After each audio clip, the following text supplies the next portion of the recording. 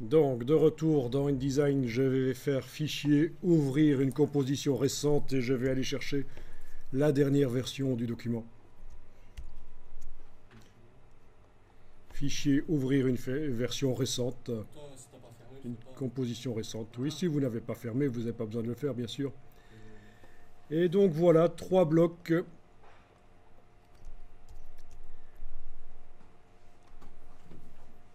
Alors, vous allez pouvoir remonter le bloc de la première colonne. Donc, vous n'allez certainement pas le faire avec l'outil de transformation manuelle, puisque ça redimensionne le bloc et son contenu. Voilà ce qu'on obtient. Donc c'est pas bon l'outil de transformation manuelle. Je veux redimensionner le bloc, faire une espèce de recadrage en quelque sorte du texte, comme on le faisait pour l'image. Donc je prends l'outil flèche noire et je vais remonter le bas du bloc.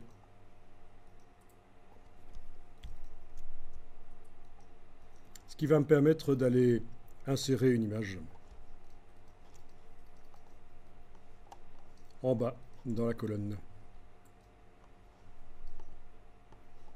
Alors l'image, on va aller la chercher, mais avant de l'amener dans InDesign, on va la convertir en PSD, parce que c'est vraiment très intéressant que les images qu'on utilise dans InDesign soient des images PSD. En ce qui concerne toutes les autres images qu'on a utilisées jusqu'à présent, les JPEG, il faut savoir que je vous montrerai une technique qui va permettre facilement de toutes les remplacer par leur version Photoshop par la suite. Donc les images déjà utilisées en JPEG, je vous montrerai plus tard une technique pour transformer tout ça en Photoshop tout seul et remplacer automatiquement tout ça dans InDesign par les versions PSD à la place des JPEG, PNG, etc. Mais ici, on va aller chercher une image. Donc vous allez dans Google. Alors le fait que vous preniez des images différentes va générer des problèmes différents. Ça peut être intéressant. Si vous avez un problème avec une image, vous le dites. Bon, là j'ai écrit girafe. Je crois que je l'ai écrit à l'anglaise avec 2 F. Vous prenez ce que vous voulez. Pour bien faire, puisque c'est un document pour l'impression, prenez quand même des images de haute qualité au niveau de la définition. Alors, c'est super important de bien comprendre le matériel avec lequel vous travaillez en infographie. C'est pas les ordinateurs. Oui, c'est important de les connaître, mais c'est surtout le matériel, c'est les images numériques. Alors, si vous pensez que vous avez un peu de faiblesse de ce côté-là, je vous conseille une chaîne YouTube qui s'appelle Idico TV. C'est pas une chaîne que j'ai faite, c'est québécois, c'est un projet québécois. Voilà, en tapant Idico TV sur le web, vous n'êtes pas obligé de le faire maintenant, mais je vous montre que ça existe. Vous allez tomber sur cette chaîne qui est assez connue. Je ne suis pas le seul formateur à promouvoir cette chaîne. Et parmi leurs vidéos, bon, il y en a quelques-unes qui expliquent les bases sur les images numériques. Par exemple, ce qu'on a vu ce matin, les dimensions de l'image. Quand on parle de dimension d'image, on parle de quoi? De la taille en centimètres, de la définition ou de la résolution? Eh bien ça, il vous l'explique avec des petits schémas, avec des petites billes. Voilà. Donc ça peut être facile à comprendre. Bon, il y a aussi des choses qui concernent la mise en page. Mais il y a d'autres choses qui concernent les images, notamment la profondeur de pixels. Qu'est-ce que c'est la profondeur de pixels d'une image? C'est la 3e dimension de l'image. Ce n'est pas des images en 3D, hein, c'est des images en 2D. Mais c'est la précision des dégradés en quelque sorte, si on veut être précis. Enfin, donner une petite introduction. C'est la qualité des dégradés. dans les images, la profondeur de l'image. Voilà, ça ce sont déjà deux vidéos intéressantes. Oui, rééchantillonnage aussi, manipuler la résolution d'une image. Personnellement, moi quand j'ai commencé l'infographie en 92, bon j'avais déjà un bagage en graphisme et un peu en informatique musicale, mais pour ce qui est des images, je ne connaissais pas grand-chose et ça m'a beaucoup aidé de démarrer avec des documents qui m'ont expliqué vraiment les bases. Évidemment, à l'époque, c'était pas le web, ça n'existait pas. Enfin, pas comme c'est maintenant. Donc, j'ai trouvé des documents dans les magazines qui parlaient de ça. Et franchement, ça m'a beaucoup aidé de connaître vraiment le matériel avec lequel je travaille, les images numériques.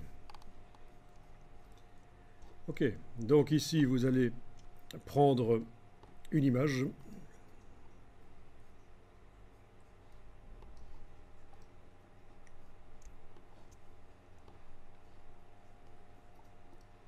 Alors, c'est pas nécessairement une photo, vous pouvez prendre des dessins. Des images du domaine public, on trouve des choses très sympas, qui sont en fait des images d'encyclopédie. Ça peut être très intéressant.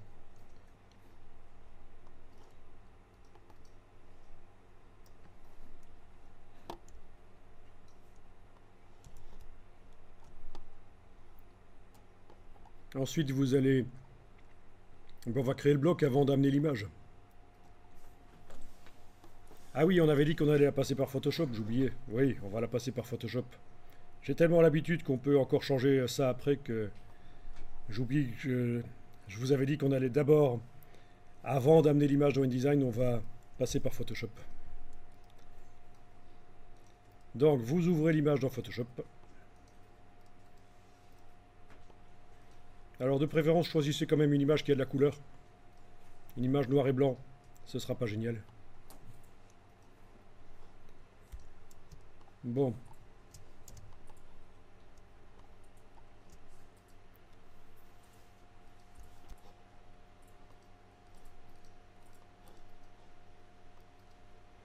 Alors en général, les images qui viennent du web sont des images de type sRGB. Parce qu'en fait, il existe plein de types de RGB. C'est toujours des images créées par mélange de lumière rouge, vert et bleu, mais ce n'est pas nécessairement le même rouge, le même vert et le même bleu. C'est un peu comme quand vous prenez deux pâtissiers qui font des tartes aux pommes. Ils ne prennent pas nécessairement la même marque de farine, la même marque de pommes. Et donc, ces deux tartes aux pommes, au final, chez les deux pâtissiers, mais ce sont quand même deux tartes aux pommes différentes parce que les ingrédients de départ sont différents. C'est la même chose pour les images RVB. Il existe plein de sortes d'images RVB, suivant les types de rouge, vert et bleu qui sont réellement utilisés pour créer les couleurs dans ces images. Et sur le web, les images, le type d'image RVB qu'on trouve, c'est le sRGB en général, le standard RGB. Et donc une chose à faire quand vous avez ouvert une image qui vient du web, c'est peut-être tester dans Photoshop, menu édition, attribuer un profil, édition, attribuer un profil, et voir ce qui se passe quand vous demandez ici d'attribuer un profil de type sRGB. Parmi toute la liste des profils qu'on peut attribuer aux images dans Photoshop, édition, attribuer un profil sRGB. Bon.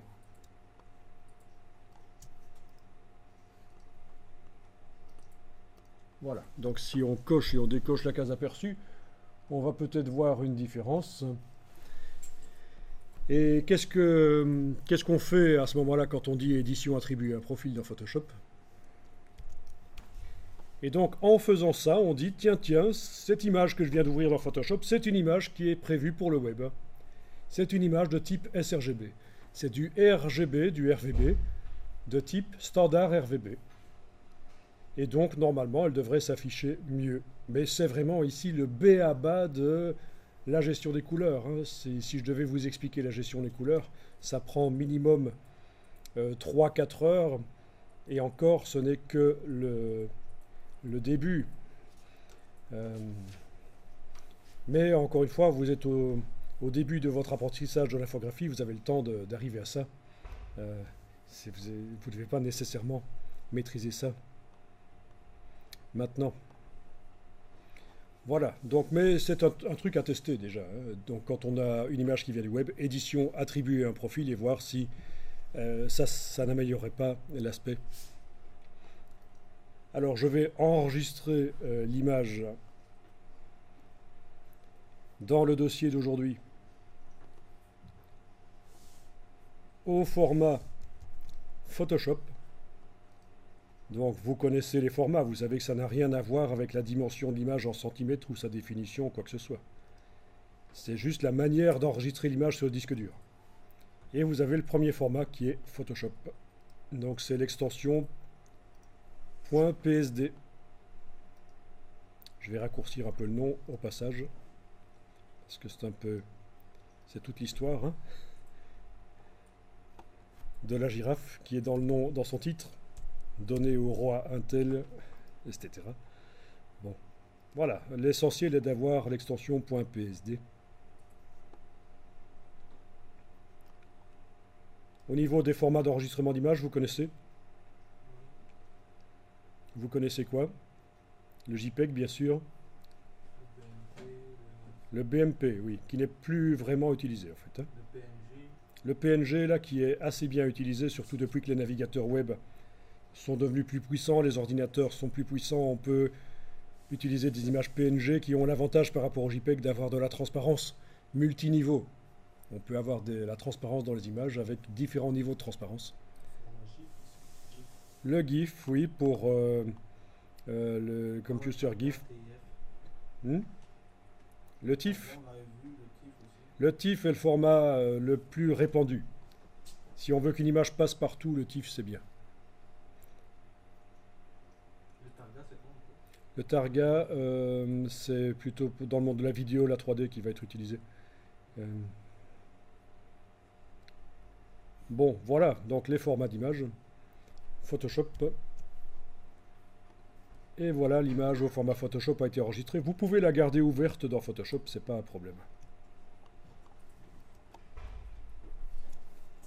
Et on va dans InDesign et on va créer un bloc. Alors un bloc quoi? Un bloc texte ou un bloc image ou un bloc graphique? En fait, peu importe. Tant que le bloc reste vide, il peut contenir ce qu'on veut. Tant qu'un bloc est vide, il peut contenir du texte, des images. Il n'y a pas de problème. Bon, bah ici, je vais prendre un bloc image. Donc c'est le bloc avec les diagonales. Et je vais tracer mon bloc image. Bon, il ne doit pas nécessairement toucher le bloc du dessus. Par contre, je vais faire en sorte qu'il touche quand même les marges. Ça, c'est intéressant que si on doit modifier le format par la suite. Voilà un bloc image. Pourquoi il y a des diagonales? Ben, c'est une convention parce que chez les imprimeurs, quand on faisait des projets de mise en page, les emplacements pour les images étaient montrés avec des diagonales.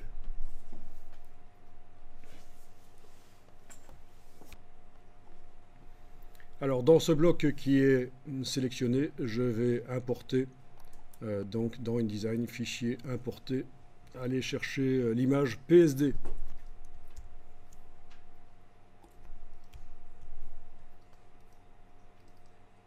Voilà. En fait, tu as l'impression que tu ne vois pas l'image, mais tu vois la partie blanche de l'image. Alors, votre bloc est sélectionné. Bon, ben, vous savez ce qui se passe. Si on double-clique sur le bloc et qu'on zoome en arrière, on devrait voir la dimension d'image. Ouh, la voilà. Regardez-moi ça si c'est pas joli. La dimension de mon image ici, c'est dingue. Bon, peu importe. On va pas la redimensionner manuellement. On va demander à InDesign de la placer le plus grand possible dans le bloc pour, pour montrer un maximum de l'image dans le bloc. Bon, je clique à côté, je vais zoomer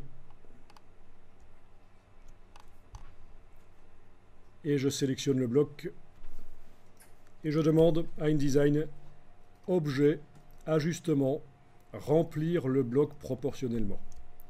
Objet, ajustement, remplir le bloc proportionnellement. Et là, InDesign me montre l'image le plus en entier possible, compte tenu des proportions de l'image et des proportions du bloc. C'est-à-dire qu'il y a beaucoup de chances pour que l'image déborde par la gauche ou la droite, ou par le haut ou le bas. Soit la gauche, la droite, soit le haut, le bas, elle déborde. Ça a marché ça? Objet, ajustement, remplir le bloc proportionnellement. Bon, quand vous cliquez sur le réticule, ah oui, vous ne l'avez pas, vous, dans CS4. Quand vous double-cliquez sur l'image, vous voyez les dimensions de l'image, donc ça, c'est déjà plus acceptable. Donc, InDesign vous a fait un redimensionnement de l'image, mais ça n'empêche, vous pouvez maintenant, avec la flèche noire, en enfonçant la touche majuscule pour que le déplacement soit contraint sur les axes, vous allez pouvoir repositionner l'image dans son bloc. Évidemment.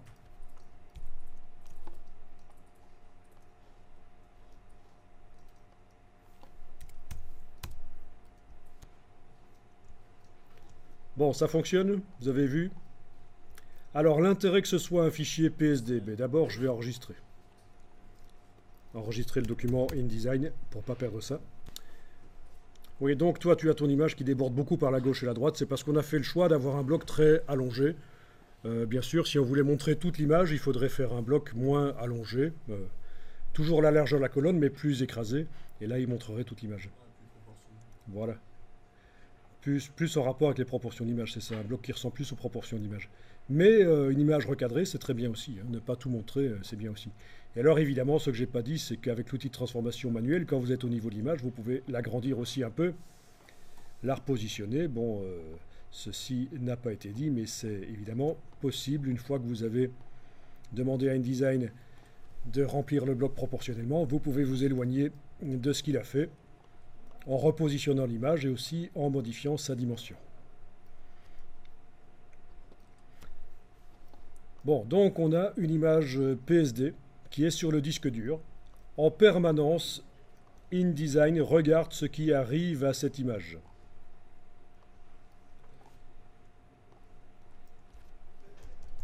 Et on va pouvoir la travailler dans Photoshop de manière non destructive. C'est-à-dire mettre des choses dans Photoshop, des calques de réglage. Vous connaissez sans doute les calques de réglage, des calques de réglage qui vont modifier l'aspect de l'image, mais les pixels originaux vont rester en permanence accessibles. On pourra les récupérer tels qu'ils sont. C'est du non destructif. Eh bien, allons-y. Dans Photoshop, vous allez dans la palette des calques de Photoshop.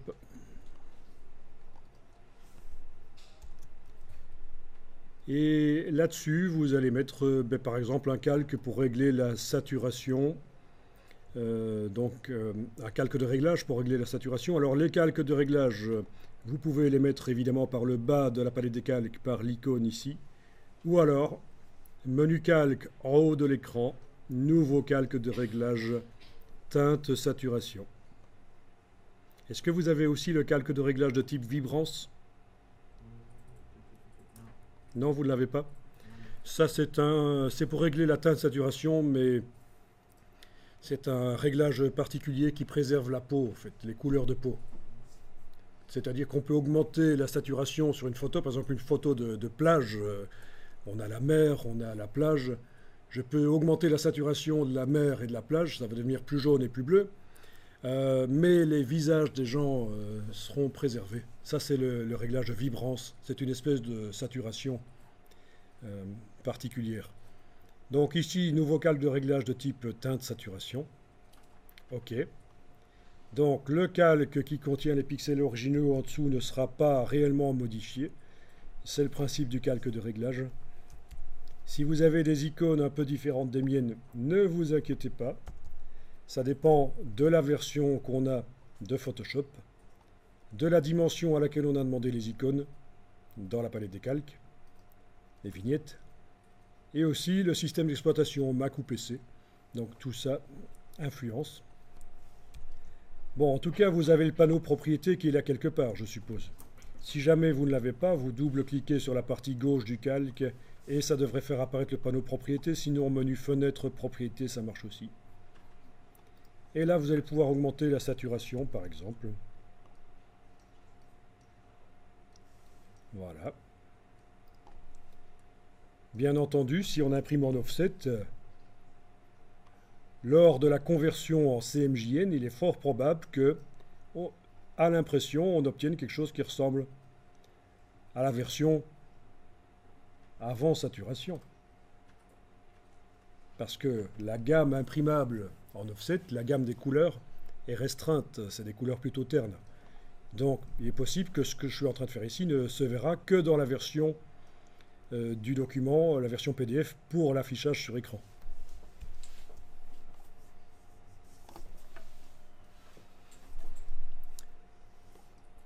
Bien. En plus de ça, on va pouvoir régler le contraste. Donc, menu calque, nouveau calque de réglage. Est-ce que vous avez un calque de réglage qui s'appelle luminosité contraste? Là. Vous l'avez ou pas? D'accord. Ben, vous ne l'utilisez pas. C'est un truc de débutant.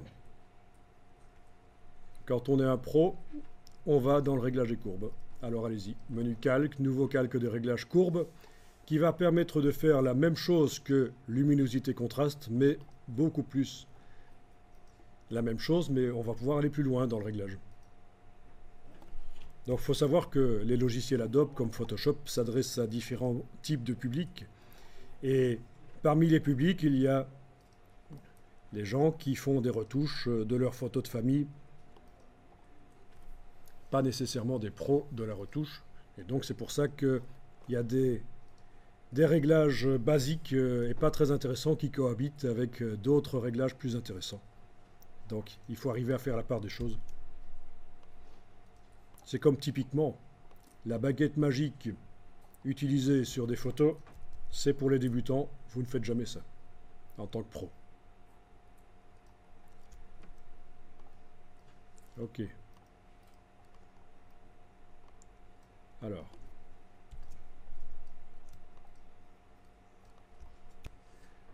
Bon.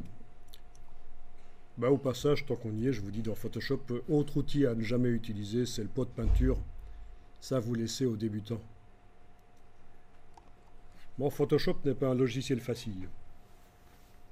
Mais comparé à InDesign, quand on veut aller plus loin, il est très facile. InDesign est beaucoup plus complexe à apprendre que Photoshop, mais Photoshop, c'est déjà pas mal pour apprendre Photoshop. Hein.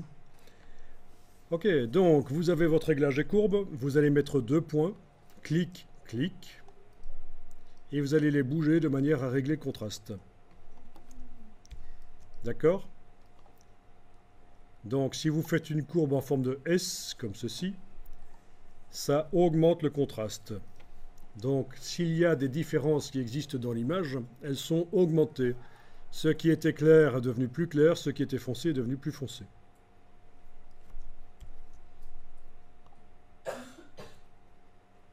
Si vous voulez, vous pouvez faire passer, et ça c'est une astuce intéressante, faire passer le calque de réglage ici des courbes du mode normal au mode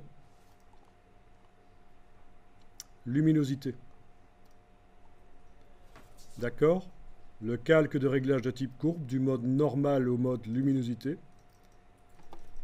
Et ainsi, votre courbe permet de modifier le contraste, mais ne change pas la couleur. Et ça, c'est intéressant.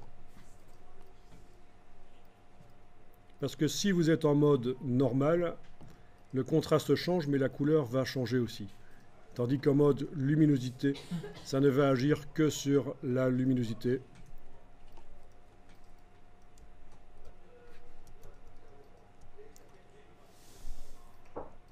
Alors, je vais mettre un 3e point, et c'est là que ça commence à devenir différent du calque de réglage luminosité-contraste.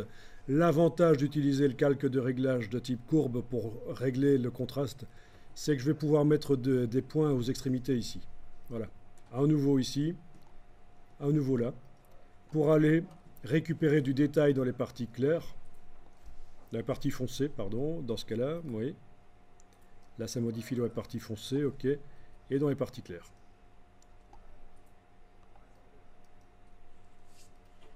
Donc ces deux points aux extrémités ne modifient que les parties les plus claires ou les plus foncées.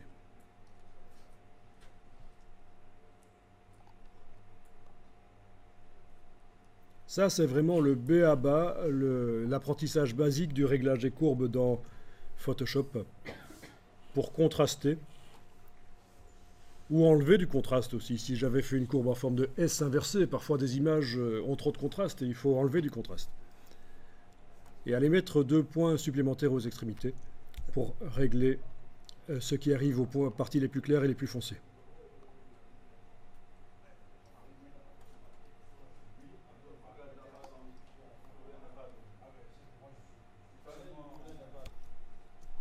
Bon, ben une fois que c'est fait, vous allez faire fichier enregistré. Bon, pas enregistré sous, il ne faut pas l'enregistrer sous un nouveau nom. C'est fichier enregistré. Et vous allez voir dans InDesign, commande tabulation pour passer jusque InDesign. Vous allez voir ce qui arrive à cette image. Et donc, InDesign a repéré que cette image a été modifiée sur le disque dur. D'où le petit triangle jaune qui apparaît là. Vous faites la mise à jour, soit par le menu ici, mettre à jour le lien, soit par la petite icône ici. En tout cas, voilà. La mise à jour est faite et c'est la nouvelle version qui apparaît. D'accord? Si je fais CTRL Z, commande Z et commande majuscule Z, commande Z pour aller en arrière, commande majuscule Z pour rétablir, vous voyez l'avant-après.